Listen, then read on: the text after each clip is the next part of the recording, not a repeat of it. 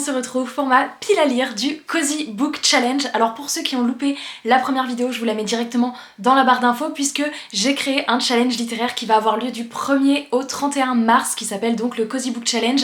Et si vous avez loupé la vidéo de la semaine dernière, eh bien je vous redirige tout simplement vers cette vidéo où je vais vous expliquer tout le concept du challenge, les catégories, les différents menus, les thèmes, comment ça fonctionne, comment marquer des points, bref, tout est dans cette vidéo.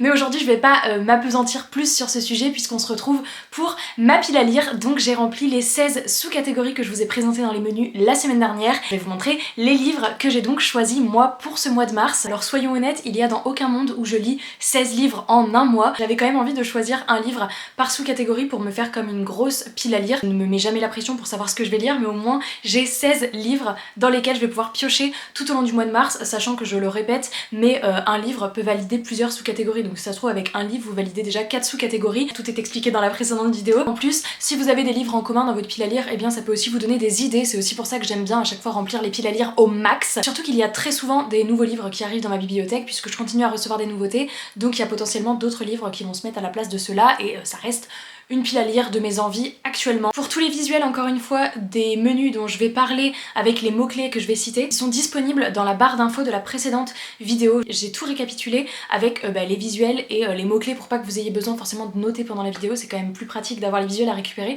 Donc ils sont tous disponibles dans la barre d'infos. On va les faire dans le même ordre que la présentation que je vous ai faite la semaine dernière. On va commencer avec le menu Disney avec la première sous-catégorie qui s'intitule Tout le monde peut cuisiner et moi je suis restée sur les mots-clés réaliser ses rêves et j'ai choisi Sentinelle du Royaume Sauvage, le tome 2 de Alexandra Ott. Ça va super bien avec mes cheveux. Et sans vous dire le résumé du tome 2, le tome 1 c'est tout simplement une jeune fille, Brynn, qui rêve de devenir sentinelle. Elle va passer les épreuves pour réaliser son rêve malgré que ce soit un poste qui est exclusivement normalement réservé aux garçons. Et c'est un jeunesse que j'ai littéralement adoré, donc je me languis trop de lire ce tome 2. Celui-ci j'avoue que j'aimerais bien me le caser au mois de mars, en plus il est pas très long, ça me ferait continuer une saga.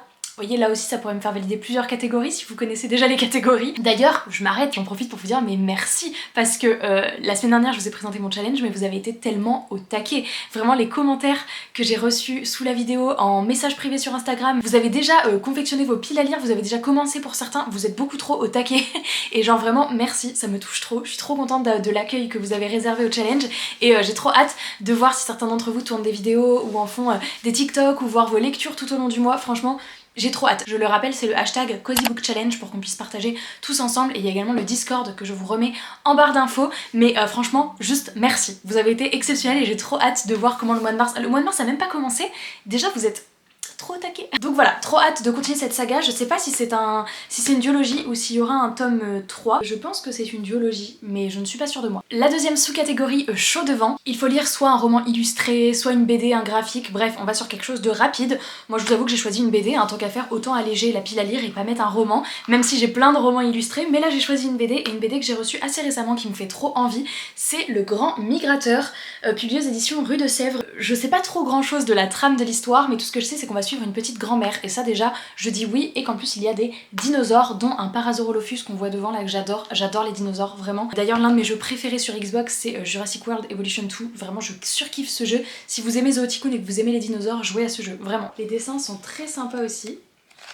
Et voilà quoi, une petite aventure avec une grand-mère et des dinosaures. Moi je dis oui, j'ai hâte de me plonger dedans, d'autant que c'est un tome unique. Donc j'imagine que ça va être une histoire quand même assez rapide parce qu'un one shot en BD c'est quand même assez rare. Mais écoutez, j'ai bien hâte de voir ce que ça donne et au moins il n'y a pas de suite à attendre, on a l'histoire complète. La troisième sous-catégorie s'intitule Une grande colonie. Je me suis tablée plutôt sur le mot famille puisque j'ai choisi Dans la vie des pantins de TJ Klune, publié aux éditions de Saxus. Et en fait la phrase d'accroche en haut c'est pénétrer dans une forêt étrange et suivre le voyage extraordinaire d'une famille faite de pièces détachées. Je crois que c'est une sorte de réécriture de Pinocchio, donc moi je dis oui. C'est TJ Klune donc je signe, j'ai pas lu plus. Je ne veux pas savoir TJ Klune, vous savez je lis jamais quasiment les résumés, mais j'ai trop hâte. Vous avez été quand même plusieurs à m'envoyer un message sur Instagram en disant j'ai commencé Dans la vie des pantins et j'accroche pas du tout, est-ce que tu l'as commencé, etc. Donc j'avoue que j'espère accrocher autant qu'à ces autres livres, mais vous m'avez fait un peu flipper quand même. Et enfin la dernière sous-catégorie du menu Ratatouille, c'est Rat des villes ou Rat des champs. Je me suis concentrée sur le mot ville et absolu. Le tome 2, Les Effacés de Margot Dessen, publié publié aux éditions Big Bang. On va quand même suivre des jeunes qui vont rentrer dans une ville fortifiée, donc il y a toute une enceinte, on ne peut pas en sortir. Il faut rentrer dans cette ville pour tuer la chose. On est dans une dystopie de survie. Je trouve qu'Absolu, ça correspond parfaitement à cette catégorie et j'ai trop hâte de continuer cette saga évidemment. Je crois que le tome 3 va sortir cette année, alors j'imagine peut-être plutôt à l'automne. Terriblement hâte de continuer, vu comment le tome 1 se finissait. En plus, j'ai très hâte de retrouver les personnages, de retrouver la plume de Margot Dessen et puis de continuer cette histoire qui était quand même assez haletante, rythmée, stressante. Voilà, donc ça c'était mes 4 lectures pour le premier menu et on va passer au deuxième menu parce qu'il y en a 4 quand même à faire. C'est là que je me rends compte que j'y ai passé du temps sur ce challenge parce que j'ai absolument pas les catégories sous les yeux et je m'en souviens par cœur et même dans l'ordre. Moi et ma mémoire de poisson rouge, bah on est fiers. On va donc passer au menu série, donc avec Game of Thrones à l'honneur, et la première sous-catégorie s'intitulait Dracarys, avec donc un zoom sur dragon, créature, mais moi j'ai pris plutôt le sens magie au sens plus large parce que j'avais pas forcément de livre de dragon actuellement qui me faisait envie dans ma pile à lire et j'ai pris un titre où il y a le mot magie dans le titre, donc on peut pas être plus près du thème. J'ai choisi La Maison à l'orée de la magie, publiée aux éditions Saxo, c'est donc la collection jeunesse des éditions de Saxus. Je l'ai reçu très récemment mais il me faisait super envie. Je vous ai dit moi maintenant dès qu'il y a des titres avec La Maison quelque chose, je sais pas, dans ma tête il faut que je le lise, il faut que je fonce parce que je vais adorer autant que La Maison au milieu de la mer Ceruléenne, alors que rien à voir. Mais je sais pas, ce petit jeunesse je le sens bien. Il y a le mot magie et on remplit également le mot créature puisqu'on a un troll majordome. On va suivre une jeune fille qui s'appelle Neuf qui est orpheline et qui vole et un jour elle va voler une petite figurine de maison. Il se trouve qu'il y a une grosse malédiction sur cette maison. Je sais pas trop ce que ça va donner après mais écoutez c'est un jeunesse, je veux pas en savoir plus, ça me fait trop envie. J'aime trop cette couve. Les petits débuts de chapitre, il y a des petites illustrations à chaque fois différentes. Là il y a un petit chaudron par exemple, trop mimi. La deuxième sous-catégorie de ce menu c'est Valar Morghulis et là on passe dans le thème un peu plus obscur, un peu plus dark et clairement moi j'ai choisi ce livre là, Dead Garden de Cassandra O'Donnell parce que clairement on nous parle du monde des morts, de celui des vivants, du fait de devenir faucheuse, donc voilà là on sent qu'on a quand même une thématique proche de la mort et donc du coup côté sombre, côté obscurité et en plus il y a des sorcières donc côté nuit, magie etc. Bref tout ça je trouve que ça baigne trop bien dedans, d'autant que la couverture pareil elle est un petit peu dark, il me fait trop envie, c'est Cassandra O'Donnell, depuis que je l'ai reçu celui-là je veux le dire, je pense qu'il fera partie de mes prochaines lectures. En plus j'étais invitée à un événement au mois de février pour ce livre, mais j'étais invitée à trop d'événements, j'en ai choisi un et je peux pas tous les faire, je peux pas me déplacer aussi souvent à Paris mais j'aurais adoré quoi. La troisième sous-catégorie c'est La Main du Roi et là on est plutôt dans tout ce qui est intrigue de cour, donc j'ai choisi Le Pont des Tempêtes qui est dans ma pile à lire depuis sa sortie et je me suis dit que là il fallait que je tente. J'ai le tome 2 déjà dans ma pile à lire donc il est temps, en plus c'est l'une des lectures préférées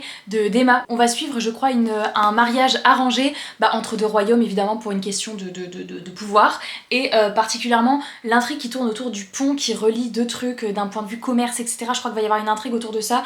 Il y a une romance, je m'en doute, c'est une romantaisie donc à voir si ça prend pas trop le dessus, mais Tristan l'a lu, il a mis 4 sur 5. Et puis si ça me plaît, bah écoutez j'ai déjà le tome 2 dans ma pile à lire, donc ça peut être très cool. Et enfin la dernière sous-catégorie de ce menu, je n'avais pas de roman, donc ça répond d'ailleurs à la question que beaucoup m'ont posée. Oui, on peut évidemment mettre des BD, des mangas, des graphiques dans d'autres catégories. Dans le premier menu il y avait l'obligation d'en mettre une, enfin l'obligation entre guillemets, mais sinon si vous voulez faire une pile à lire avec 16 BD, eh bien vous pouvez évidemment. Et donc j'ai choisi une BD pour la catégorie Winter is Coming puisque je n'avais pas de roman qui me sautait aux yeux là, qui parlait d'hiver, en tous les cas qui se passait dans les pays froid ou avec de la neige etc. On a eu beau regarder avec Tristan, on n'a pas trouvé, donc j'ai choisi une BD qui est dans ma pile à lire depuis un petit moment et que je vais essayer de me caser très rapidement parce que une fois qu'on sera au printemps j'aurais plus envie de la lire.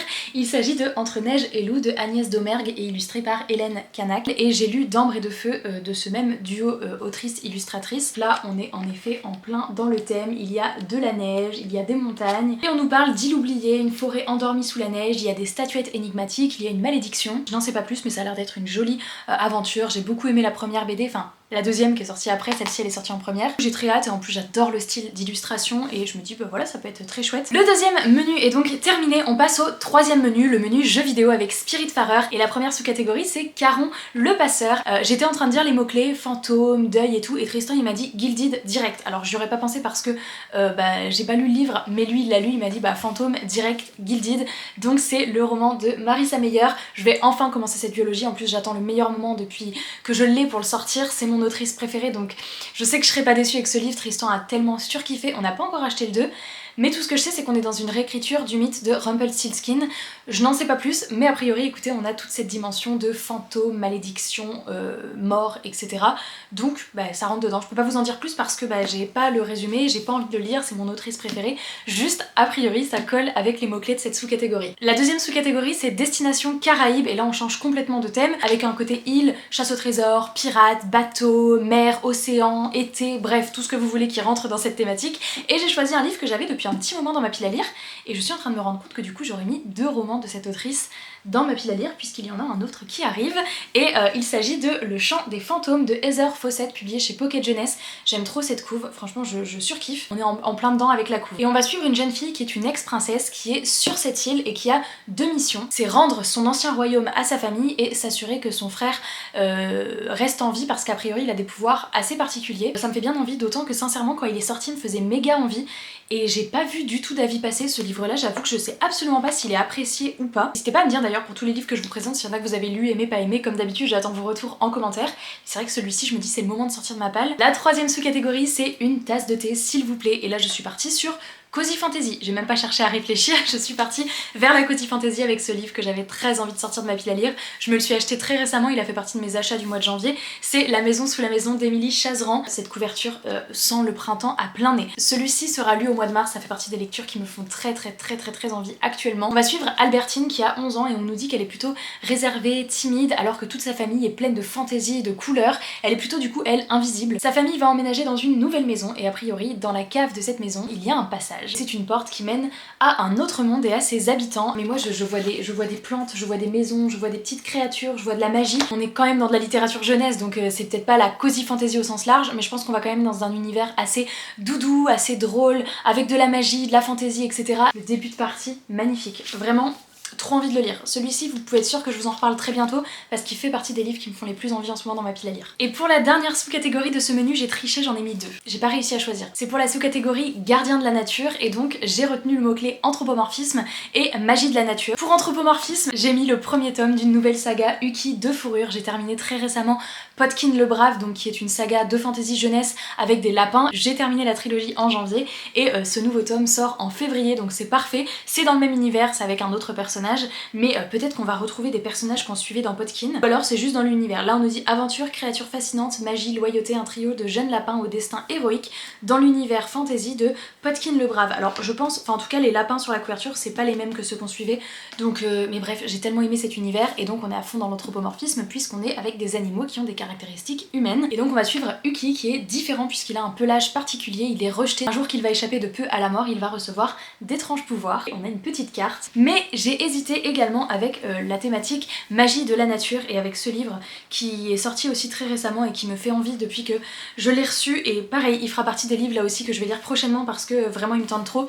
C'est Green Wild, le monde derrière la porte de Paris Thompson publié chez Pocket Jeunesse. D'ailleurs la phrase d'accroche derrière c'est quand magie et nature ne font qu'un, il est vital de les protéger tous les deux. Et on va suivre une jeune fille qui suit régulièrement sa mère sur tous les interviews. Sa mère est journaliste mais un jour sa mère va lui dire je te laisse aujourd'hui. Le problème c'est que sa mère ne va jamais revenir, elle va donc partir à la recherche de sa maman et va tomber sur un portail. Elle va atterrir dans un monde où il y a énormément de plantes, d'arbres, c'est très luxuriant et a priori les habitants tirent leur magie de cette nature donc c'était parfait, d'où le fait que j'ai pas réussi à choisir vraiment entre ces 2 livres. On verra lequel je lis, si j'en lis un des 2 déjà. En plus celui-ci, eh bien il est magnifiquement illustré. Vous savez que moi les jeunesses illustrées, eh bien c'est ma passion. Et enfin on passe au dernier menu, le menu jeu de société avec Gloomhaven qui est mis à l'honneur. Et la première sous-catégorie c'est compagnie d'aventuriers avec un livre dont vous êtes le héros ou alors un livre plus généralement avec un héros, une quête, une prophétie, enfin vraiment la base de la fantasy. Je suis évidemment partie sur un livre dont vous êtes le héros puisque j'en ai plein dans ma pile à lire et j'ai choisi une BD dont vous êtes le héros que j'ai dans ma pile à lire depuis un petit moment. Il s'agit de Zone 25, c'est publié chez Macaca Édition, j'en ai lu pas mal de chez eux mais majoritairement des BD jeunesse alors que celle-ci c'est plutôt une BD eh bien adolescente, young adulte et on est dans quelque chose de très post-apo puisqu'on est en 2048 et les robots ont pris le pouvoir, il y a encore de rares humains mais qui se cachent. On va incarner Karl qui est désigné pour sortir à découverte en quête eh bien d'un remède contre l'épidémie mortelle qui menace tout le monde. On va devoir gérer notre nourriture, limiter les blessures de combat, récupérer de l'équipement, des médicaments, des plans et on nous dit est-ce que je vais être capturé par les drones de surveillance. Donc c'est une BD dont vous êtes le héros et donc à chaque page eh bien elle ne se lit pas de manière linéaire comme des BD mais à certaines bulles eh bien il va y avoir des choix à faire, des directions à prendre avec des numéros et du coup on va se rediriger vers différentes bulles, exactement comme le principe des livres dont vous êtes le héros. Et au début, ce que j'aime beaucoup, c'est qu'on a une feuille de route et on doit choisir notre rôle. On peut être médecin, chasseur, soldat ou bricoleur. On peut avoir des attributs, des équipements, des armes, la protection, des points de vie. Le temps écoulé, c'est les jours. J'imagine que si on met trop de temps, on meurt. Les remèdes trouvés, on peut prendre des notes. Bref, toute une petite fiche de route et ça donne envie de le refaire avec des rôles différents. Il y a toutes les petites explications avec si vous choisissez tel ou tel rôle. Franchement, c'est très bien fait. En général, les livres que je lis de cette maison d'édition, j'aime beaucoup. Ah ouais, il y a des cartes à photocopier et à découper parce que je pense qu'on va pouvoir piocher certains trucs. Ah oui, tout va bien, ou alors détecter un petit peu de hasard ou certains moments où on pioche des cartes.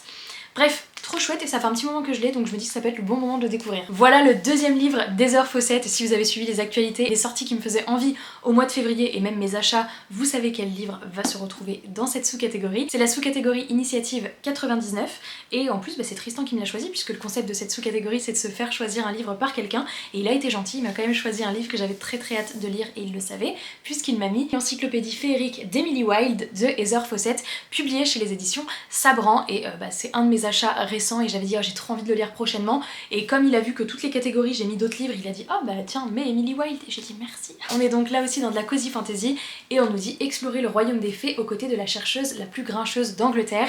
Il va évidemment y avoir une romance mais on va surtout suivre une jeune fille qui va aller à un endroit pour pouvoir étudier les fées qui sont les plus rares et de ce que j'ai vu c'est quand même une ambiance sombre dans le livre même si c'est un cozy fantasy. Très contente que Tristan me l'ait choisi. La troisième sous-catégorie c'est repos court ou repos long avec un livre où il y a des épreuves, tournois, compétitions. J'ai pas cherché, j'ai mis celui-ci que j'ai reçu très récemment et qui me fait tellement envie puisqu'on nous dit donc c'est Thieves Gambit publié chez Pocket Jeunesse, une compétition légendaire, 12 voleurs, un seul vainqueur. Vraiment je cherche pas plus. On va suivre une jeune fille qui appartient à une famille de voleurs de génération en génération et il y a une sorte de grande compétition où tout le monde est censé participer. Elle ne comptait pas du tout participer puisqu'elle n'aspire qu'à une chose, c'est mener une vie tranquille, sauf que sa mère va se faire kidnapper et on va demander une énorme rançon pour libérer sa mère.